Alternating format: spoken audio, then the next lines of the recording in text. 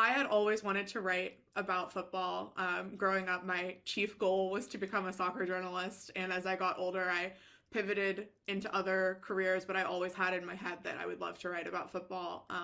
So a couple of years ago, I decided I was going to do it in the form of a novel. And it made a lot of sense for me, both narratively and logistically, to set it in London. It kind of had three tiers of football to pull from: the local level and the team's relationship in their neighborhood, the national level and the players' devotion to England, and then also the idea of having an international fan base and being like truly elite globally. So London was the perfect place to set it. Camden doesn't have a football team and the Premier League level in real life, so I kind of borrowed that neighborhood for myself. Geographically, there's this large park near Camden called Regent's Park, and I thought you could probably drop a football stadium in there in an alternate universe. So that's how the Camden Roses came to be. In the real Regent's Park, there's a beautiful botanic garden called Queen Mary's Rose Garden, so that's how I decided to call them the Roses. And once I kind of had that lay of the land, I started thinking about who my narrator would be, and that's how Oliver Harris came into being. He is a wonderful footballer. He's an attacking midfielder with a very high football intelligence. He's also a hometown hero. He was born and raised in Camden.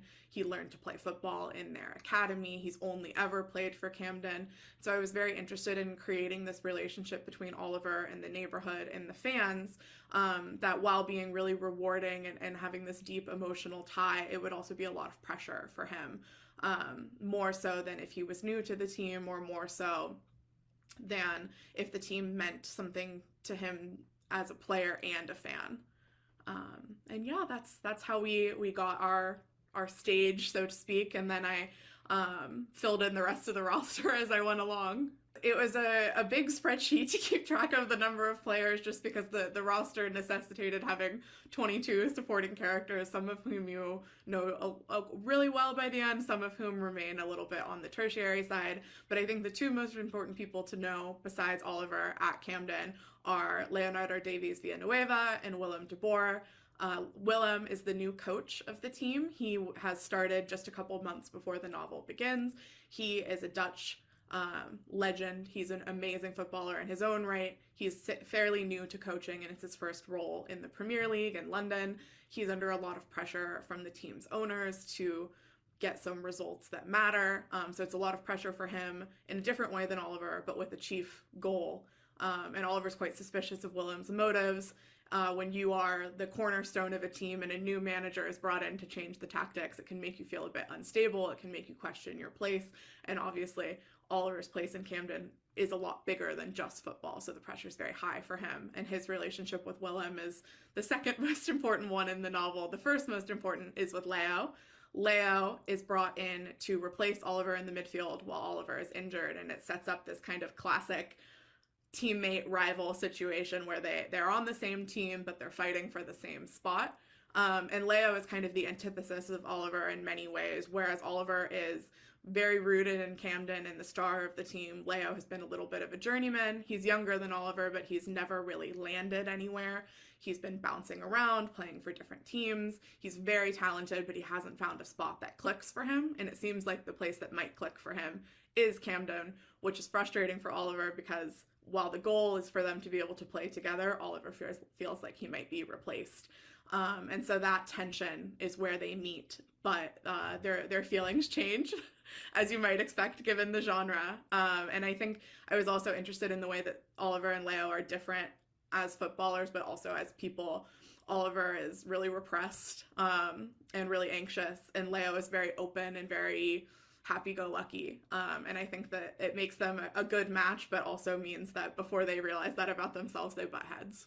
I've been obsessed with football since I was a teenager, and so I wish I'd had some more access, but really I was pulling from a well of my own feelings about the sport and also many years of reading about it voraciously. There's a number of nonfiction books about football that were really important in crafting this. The most important one probably being The World is a Ball, which is a history of football as it relates to global politics.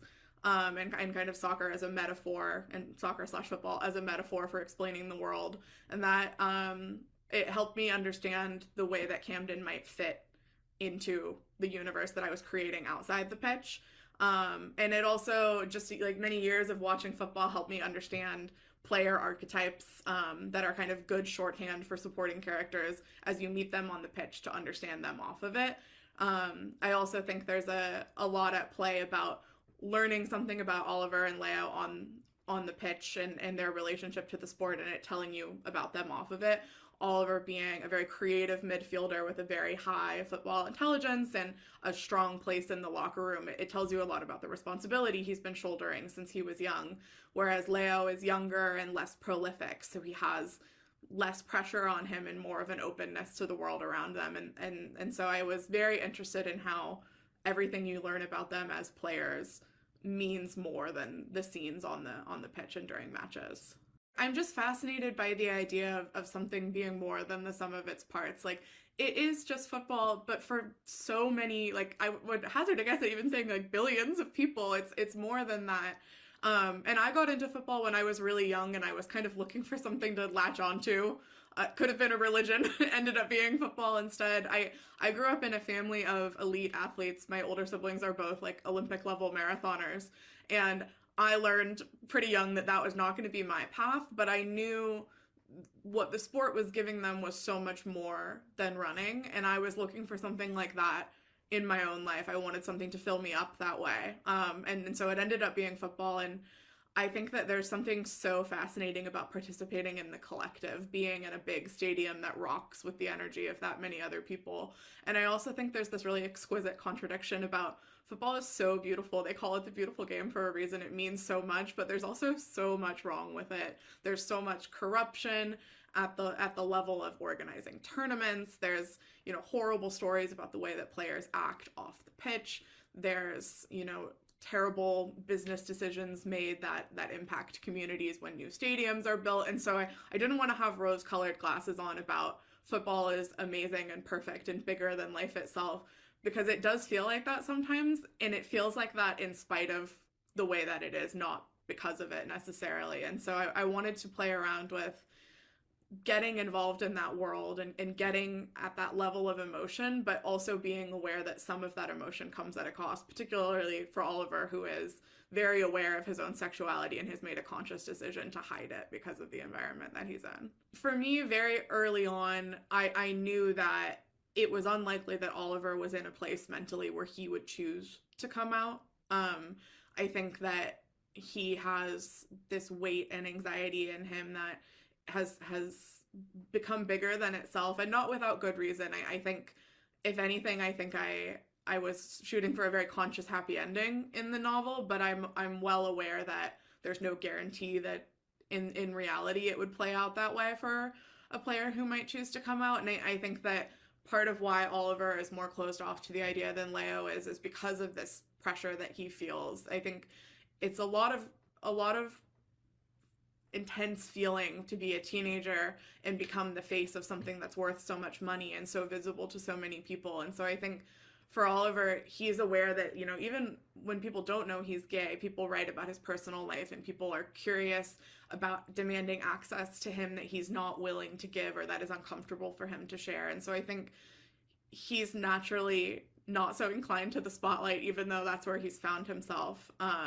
But I also think it was important to me to not punish him when the moment came where people did have a suspicion based on the way they were acting. And it was important to me to give him some agency to choose when it came down to it. He didn't want to lie, and it's not the circumstances he would have chosen, but he wanted to tell the truth rather than tell an explicit lie about himself. And I think you feel, hopefully, in the novel, the feeling of an exhale for him to realize that he doesn't have to keep it all to himself. He has the opportunity to speak earnestly and openly about how he feels.